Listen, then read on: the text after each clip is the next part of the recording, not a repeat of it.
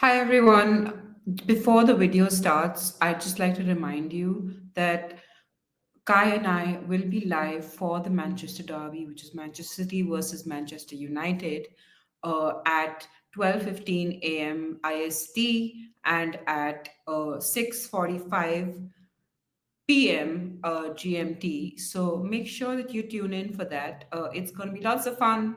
I'll bring the snacks, Kai will bring the jokes, and we will all hopefully laugh at Skinner's tears. So make sure you tune in for that, and I hope you enjoyed the video.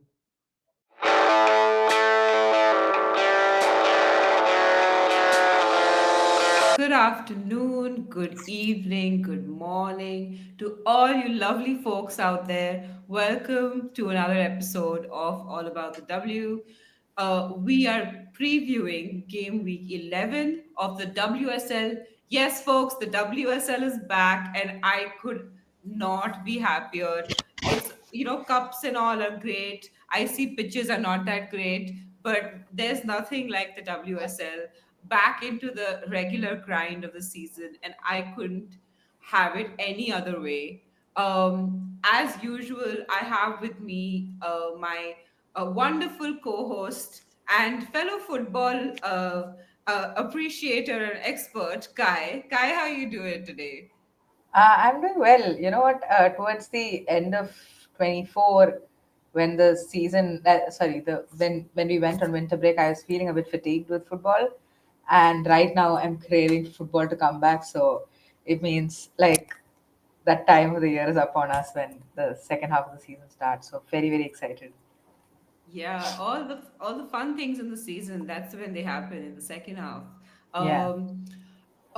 Before we start the episode, I'd like to remind everyone we would really appreciate it if you could drop us a like, subscribe if you enjoy the content. Drop us a few comments whether you agree, disagree with any of our takes, or anything in general you want to say to us. Any suggestions for videos that you feel like we should cover. Anything at all. Your thoughts, your feelings, your prayers. Just drop them in the comment. And we'll try and respond to as many comments as we can. So we'd appreciate your support. Coming to game week 11, Kai, it's there are some really thrilling fixtures. One of them, we'll start with the first one that I think is one of the most thrilling, which is Liverpool versus Brighton.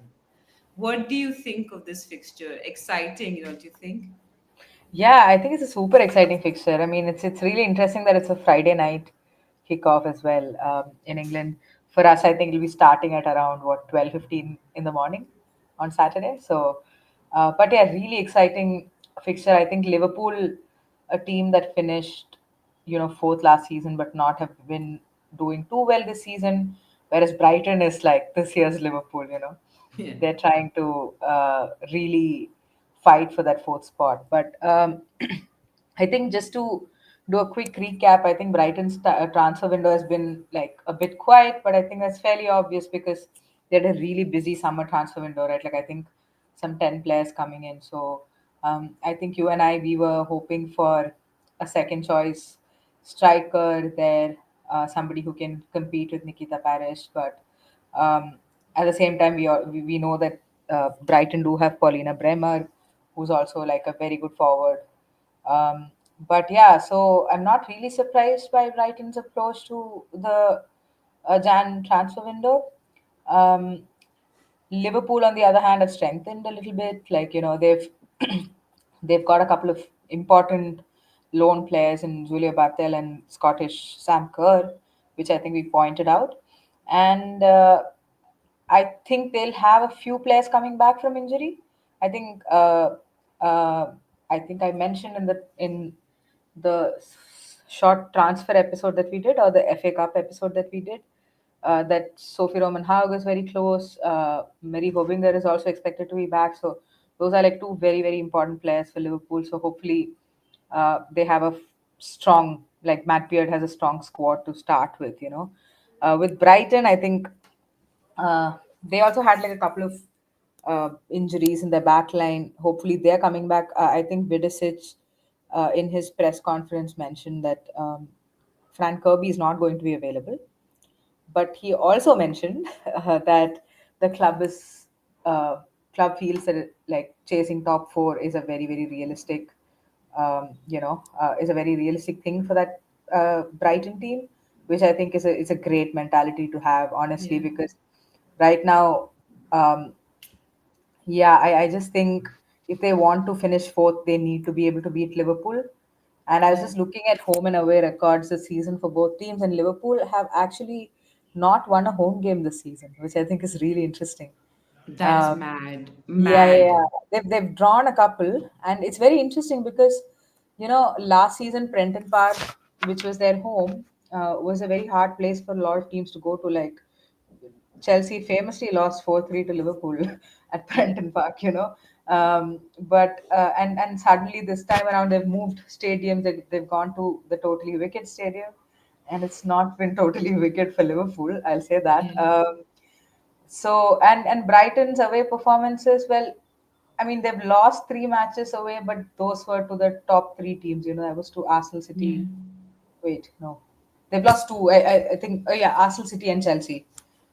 Those were the three away games that they lost. So it's going to be interesting. It's going to be interesting to see if Liverpool can put that chatter to bed, that poor home record chatter that they're having this season.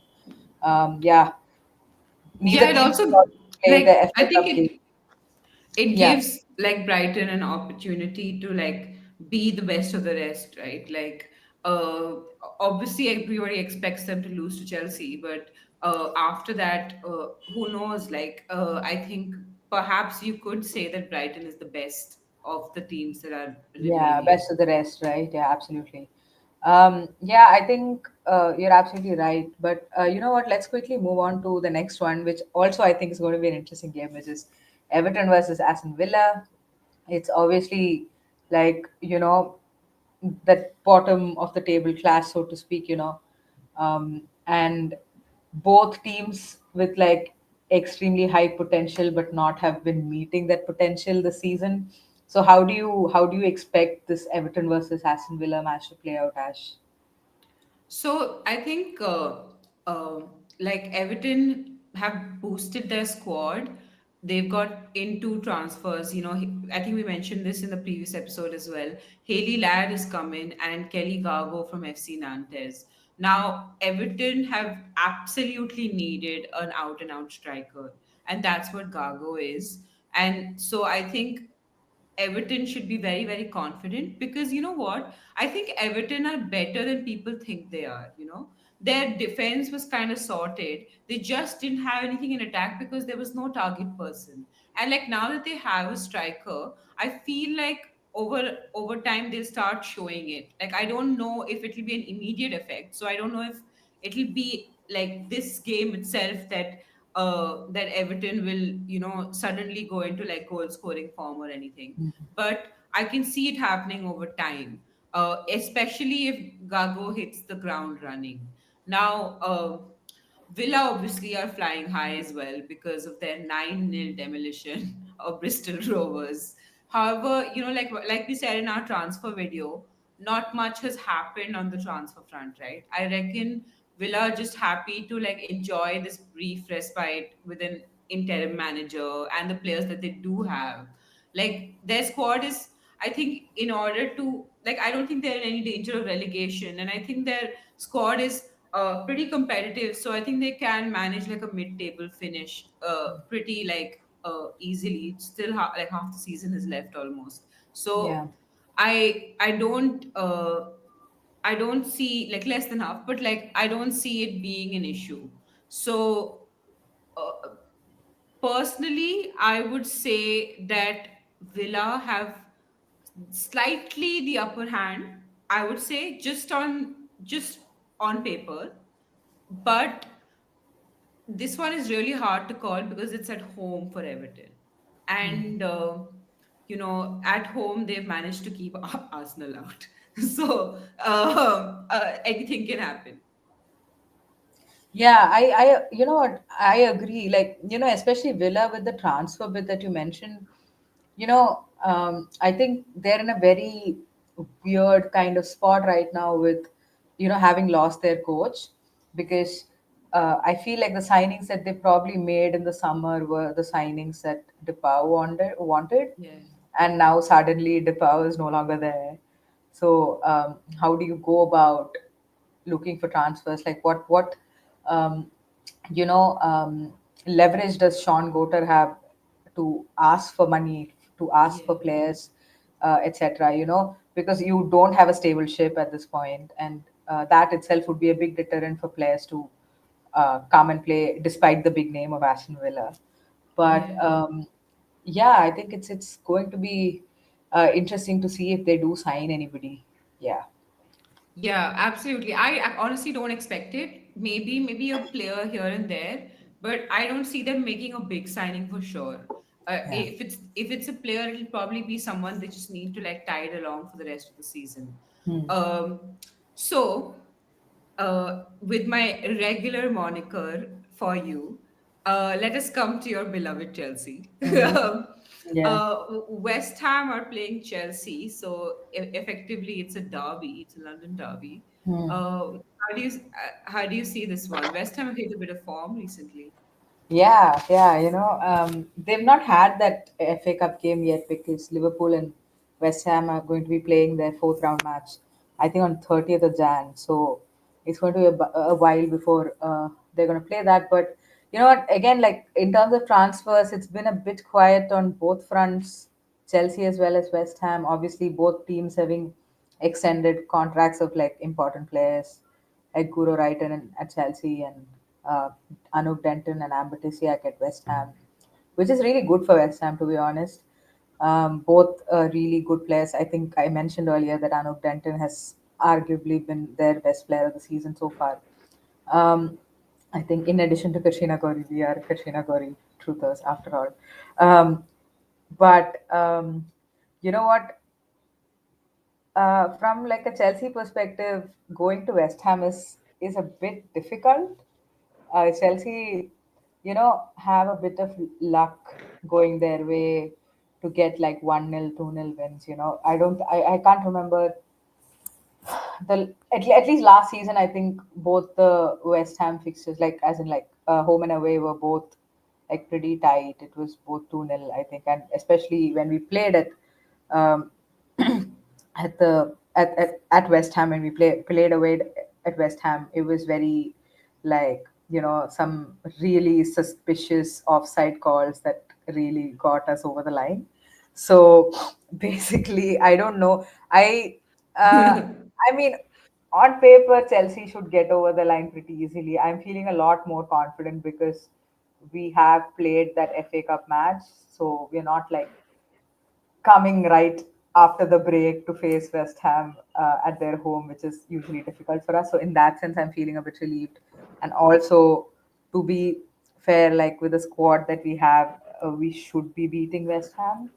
So I don't know. I'm feeling fairly hopeful. But like you said, West Ham have hit some form. Like they beat Palace with a big scoreline. It was 5-2. It was probably one of the most exciting games of the season so far. And, they obviously lost 3-1 to Aston Villa, but, that was like to like a renewed Villa that was free from the clutches of Robert DePau. So they were coming with some fresh energy there. So fair play to Villa. But yeah, I think it should be fine. In terms of team news, I think Vika Captain, who was stretchered off in the FA Cup game, it seems like she's doing okay. Bompastor said that she'll be available for the midweek game when we play Durham in the League Cup. And Johanna Ritten-Conrad, who was injured previously with like a calf strain or something of that sort, is also available for selection. So that's that about West Ham and Chelsea. You know what? I think West Ham might surprise you. I don't know. For some reason, there's this feeling. I see, like every week, I see more kinks in the Chelsea armor. That Hmm. like they're still getting all the points, but I see the kinks. So Yeah. I just feel like it's going to eventually it'll catch up with you, and if it has to catch up with you, why not against West Ham? You know. Uh, No, no, we don't talk. No, no, Chelsea don't listen to Ash. We do not drop points to West Ham.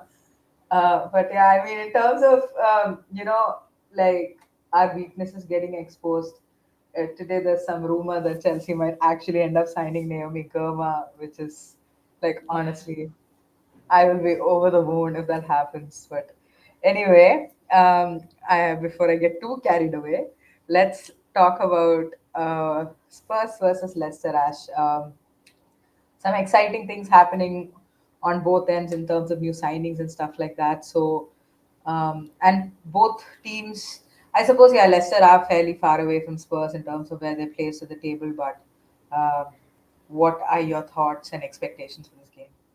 So, like technically, one of the signings is both a story for Spurs and Leicester because Leicester have sold Lise Kopp, Lise Kopp, uh, I don't know how to pronounce that, Lisa Cup. Lise Kopp to Spurs.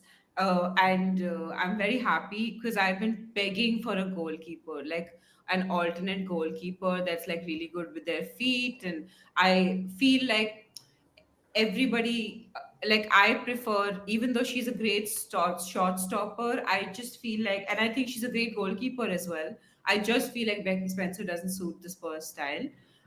My only sort of like quibble is that we gave Becky Spencer a new contract just a few months back. So I feel like it's like mixed messages, right? Why, if that's the case, then why are you like, are you signing this person not to be first choice goalkeeper? Like, then what is the point of her moving from Leicester? Like then she cannot play somewhere else also. Like Can I just interject really quickly here? yeah. You know what? It's interesting because Lisa Kopp actually turned down an offer from Manchester United because they were trying to buy her in the summer, which Mm. is very interesting because I have a feeling that she turned that down because she wouldn't be the first choice. She was already not the first choice at Leicester with Yeah. Leipzig being there, but at least there was competition. But I think United were trying to sign her just in case if Talis Joyce goes down with injury or something of that sort, like to be a second choice keeper. So I think the fact that she's chosen Spurs over, unless she's like a hardcore Spurs fan, like I Yeah. feel like I her doubt having that. agreed, yeah, me too. Her having agreed to like join Spurs might be because she's going to be the first choice goalkeeper, or at least like there's going to Yeah. be like proper fair contention for that spot between the two of them. Yeah, I hope so. Like, I kind of hope that she is.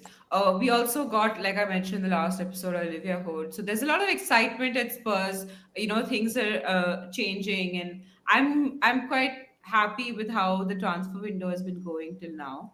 Coming to the game, I do think that Leicester will sit in, and Spurs are vulnerable on the counter. But I do think that we have a home advantage, and so, like, we have enough, I think, to get past Leicester, despite the fact that Leicester will sit in. I am slightly worried about Leicester though, because they beat Stoke City 4-1, while we haven't even played a game since the season resumed.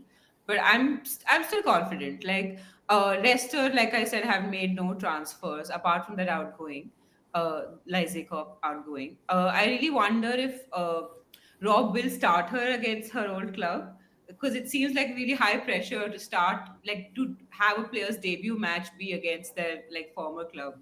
But them's the breaks. I hope to see both the signings. Yeah, I did not think about it in those terms. And I think I read an article, I think Emma Sanders had reported that Amadine Miguel is also, like, basically said that she is looking for a striker in the January window. But she also said that, like, we need a player who cares. Mhm. Basically, I think implying that we want somebody to come in and sort of turn things around for us, somebody who understands the gravity of the situation, being in the 11th spot and like losing or winning one game here or there makes a difference, right? So somebody with a lot of Relegation. heart. Yes, yeah. So somebody with a lot of heart is what they're looking for. But again, there's no real news on who they're looking at this point to be the target player, because I do think Leicester desperately need that. Yeah, they absolutely need that. And I think they've had one or two injuries to forwards as well. So they do Yeah. definitely need that. Um Coming to the blockbuster uh, fixture of this week, which is the Manchester Derby, Manchester City versus Manchester United. Guy, how you feeling about this one? Uh, I always, you know what, I love watching a good Manchester derby because, I really loved the Old Trafford Manchester derby that happened last season where, like, United were, I mean, I think United were City were on top for a big chunk of the game, and Chloekelly and Bunnyshaw both scored, and like they were giving it back to the fans at Old Trafford, and like City, they know how to celebrate. Like they really know how to celebrate goals. So, and the other Manchester derby that happened, Kirsten Casper, I got suspended for a match for flipping off a Manchester United fan. So, Yeah. guaranteed fun one, I think. Yeah. This one. Casper, I, by the way, I think uh, after that, sorry, I forgot what I was saying. Never mind. She's she's extended her contract. Is that what it is? Because she did extend her contract. No. But that was in December, no? Like that was Yeah. last I year. mean, yeah, yeah. Yeah. But anyway, so coming to the match itself, I think honestly, like I know we give a lot of shit to United and Skinner in this channel, but I do think they've been doing okay. They've not looked great going forward, but they very clearly have the best defense in the league. Be it because of the defenders or because of the goalkeeper. I mean, they're a single unit, and they've conceded the fewest goals. So, and also like United have somehow managed to keep all of them fit, which is really saying something because, especially like, because a lot of different teams have been struggling to keep players fit, right? And I think United have more or less done a decent job of that. And I do think they have really good fullbacks. The centre backs are okay. Like I think their centre backs are slightly overrated if you ask me, but the fullbacks are excellent. And honestly, I'm really happy to see Jade Riviere staying fit. She's extended a contract with United as well, which is great because since last year, she's been really struggling to get a good run of games. She tends to get injured often, so it's really good to see them all fit and like clearly doing a very good job defensively. Um, Honestly, if I were Mark Skinner, if I were United, I would see this as my best opportunity to take points off of City. Right? City have a depleted squad, so I do think this is going to be a very exciting Manchester derby in a while. Probably, I mean, it's unfortunate, but City are missing Alex Greenwood. They're missing Bunny Shaw. They're missing Lauren Hemp. Big names. So it is going to be, but of course, Miedema is back, but I don't think she'll be able to play a full 90. So it's going to be really exciting to see how this match plays out. I think from a United perspective, they're really snapping at the heels of Arsenal, for that third spot. They're basically on same points. They're both on 21 points with like Arsenal with a higher goal difference. So, like, this is like almost like good timing, to play Manchester City when they are depleted. You can actually take points off of them. Maybe, get all 3 points, and then that would push you along. Whereas Arsenal will play City slightly later in the season when they're playing knockouts, Champions League knockout games, FA Cup games, etc. And also you have Lauren Hemp and Bunny Shaw, all of them back. So if I were United, I would really be looking to take all 3 points, even though it's an away fixture. Yeah. Uh, yeah. Honestly, with Skinner, it's not that we're critical of him despite, like, unfairly, because despite the fact that he's racking up the points. Like, I feel like with him, when you look at United's squad, like, technically, United's squad on paper is better than City's squad. Like, not the playing 11, the squad. Like, as a Mm. whole squad, if you look at it, United has a better squad than City, far more depth than City. So you would imagine that United would be in the same conversation that City would be in, which is as Yeah. challengers, as rivals, as the closest to one of the teams that's closest to Chelsea. But like United is like considering the value of their squad and the talent of their players. I think that United is underperforming despite the fact that it has the best. Like when you have the best defense in the league, why aren't you second? Yeah, Like think about it that way. I know, I know. Yeah, I agree. I think the only difference, only place where I actually disagree with you is that I think City have the better starting 11, That's right? what I think So as well. Yeah. for them, the drop off between their starters and the ones on the bench is very high. Whereas for United, that drop off is not very big, but their starting 11 is not itself excellent. You know what I'm Yeah, I saying? agree with you. I think City Yeah. have a better starting 11, But especially when it comes to attack. But correct. I think that like seasons, like tables are not decided on starting 11s. Like look at City right now. So True. and this is like you can see the City season on season. Like previous season also they lost Bunnyshaw and it changed their title hopes. So Absolutely. like I do think that if the league is a squad game, then by that logic, Skinner should be second or third right now. Yeah. And honestly, like I would go as far as to say, like you've now put some fire in my belly, I would say. I would go as far as to say that if Skinner doesn't win this match, I think, as in like United, if they don't win this match, I think they should be massively, massively disappointed. Yeah. Um, yeah, I think in terms of squad news, I think Laya Alexandri will be back. There's been a bit of a situation with Alana Kennedy where she didn't travel to Abu Dhabi with the team for their warm weather training, warm weather camp. So I don't know. They've obviously signed Knack, who started in the FA Cup game. So it's going to be interesting to see what that centre back pairing looks like for City. So there's a bit of chaos on that front, whereas United have a fairly settled squad, which again I think is a massive, massive advantage. Okay, the last fixture of the weekend, Arsenal versus Crystal Palace. Is As usual, we left Arsenal till the end. yes, It is now become characteristic of this show to do that, yes, yeah, unfortunately. It was not on purpose, I assure you. But so neither Arsenal or Palace have made any transfers. But like barring an amazing Palace performance, I see Arsenal making it through this fixture with relative comfort, honestly. Like although like Palace just beat Sheffield United 6-1, so I'm sure they're flying high as well.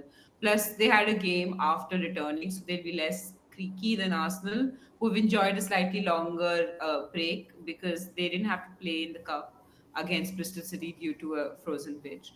Uh, Good news for Arsenal fans, that is, if you are a fan of Renee Slegers as well. Renee Slegers is apparently, reportedly, in the final round of manager interviews. So if Arsenal fans wanted her to stay, then that's good news. I don't see this Palace game affecting that process in any way, honestly. I think, and I think that it's going to be Palace. I think will make it as hard as possible, but I think Arsenal will get over the line, especially because they're at home. So I don't think it should be an issue. yeah, yeah. Ash, do you want to do like a quick round of predictions because we've left that for the end? Uh, Yeah. Liverpool versus Brighton. I reckon it'll be. I'm gonna go Brighton. 3-2 Brighton. Yeah, I'm gonna go 3-1 Brighton. Okay, Everton versus Villa. Uh, I'm gonna go 2-2 draw. Interesting. I'm gonna go Villa 2-1. Okay. Um, West Ham Chelsea. Ooh, I'm gonna go 2-0 Chelsea. Just get the 3 points, come back home. Like, come You know what? back. I'm gonna come back. I'm gonna go 2-2. I feel like it might be a draw. I don't know. Something Whoa. in me is saying draw. Air. Okay. Okay, cool. Sweet, Uh sweet. Spurs versus Leicester. I think it'll be like 2-0 Spurs. I think it'd be closer than that. I think Leicester will definitely score with our defense. So I'm gonna go 2-1. Yeah, fair enough. Okay, the Manchester Derby. Okay, you know what? I'm gonna do this. I'm just gonna put it out in the universe because it would be great for City to lose more, like drop more points. But also, like, I want to see what Skinner has to offer. Like, really. Um, I think I'm gonna go with 2-1 United. Uh, mm, you know what? I have a feeling that despite United will play really well and then they will draw the game. So I think it's going to be 2-all. Ooh, okay. Final game, Arsenal Palace. 3-0 Arsenal. I'm gonna go 3-1 Arsenal. Ooh, I feel okay. like Palace in their goal scoring, they found their goal scoring form somewhat. Yeah, So I feel like they'll score at least one. fair enough. Okay, with that comes the end of our Game Week 11 preview episode. I'm also reminding you to like, share, subscribe, all of those wonderful things. And we will see you in a really exciting episode that's coming during the Manchester Derby. We're doing our second watch along for this channel. So it'll be fun. I'm bringing snacks, guys bringing themselves. I'm It'll, bringing the vibes. yeah, guys bringing the vibes. So that will be really fun. So you can join us as well, and maybe we can get to know you. If you're out there listening in the universe, we'll know who it is that's out there listening in the universe. So join us on our live watch along for the Manchester Derby, and we will see you in that watch along. Bye bye.